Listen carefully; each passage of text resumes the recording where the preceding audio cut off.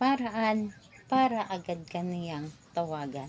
Hello mga guys, kumusta kayo? Panibagong araw, panibagong video na naman tayo. And sa araw na ito ay isa na naman video ang aking ituturo sa inyo na simpleng gabay o simpleng pamamaraan na makakatulong sa atin. At bago ang lahat, gusto ko lang mag-disclaimer sa mga taong hindi naniniwala at hindi gusto ang mga kagaya nitong video.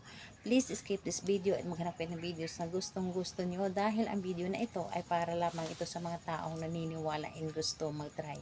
Sa lahat po ng mga nagko-comment dito sa aking video dito sa loob ng aking channel, mag-ingat sa lahat ng mga nagre-reply sa inyo na dinadala kayo sa kalang WhatsApp, imo app upang makaiwas po tayo sa scam. Ngayon po ituturo ko sa inyo paano kayo agad na tawagan ng inyong partner. Kung ang inyong partner ay hindi ninyo kasama and nandoon ito sa malayo or nandoon sa ibang lugar, ay gusto ninyo na tinatawagan kayo palagi. Yung tipong gusto ninyo na lagi kayong updated kung ano man yung lakad niya, nasaan man siya, ano man yung ginagawa niya. Kung gusto ninyo na updated kayo sa lahat, ito ang gagawin ninyo para sa kanya. Yung tipong kahit na ano man yung ginagawa niya, hindi ka mawawaglit sa kanyang isip. Yung tipong kahit gaano pa karami o gaano pa kasaya yung mga kasama niya, ay papasok at papasok pa rin kayo sa kanyang isip na tawagan ka. So, ito ay pwedeng gawin sa parehas ng kasarian, babae to babae, and lalaki to lalaki. And syempre naman sa ating babae at lalaki na mag-partner. And ayun po, dapat po natin ihanda dito is kailangan mo lamang dito maghanda ng isang butil ng bawang and panulat. So ito lamang ang dapat nating ihanda. Alam nyo ba na ang bawang ay isa ito sa napaka-epektibo na ginagamit sa paggawa ng mga rituals, hindi lamang sa pag love spell, kundi isa na rin ito sa mga pampaswerte. So ayun po, ihanda mo lamang ito and ito lamang ang dapat mong ihanda, and kapag handa na, kailangan mo lang din dito i-ready ang inyong sarili.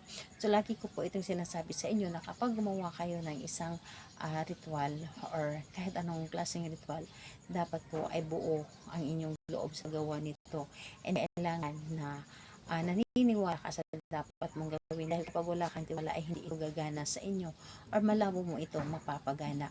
So ayun po, kapag ready ka na, pwede mo na itong umpisahan. Dito sa butil ng bawang, isulat mo lamang dito sa butil ng bawang gamit ang inyong panulat, ballpen or di kaya'y pentel pen. Isulat nyo po dito ang kanyang pangalan.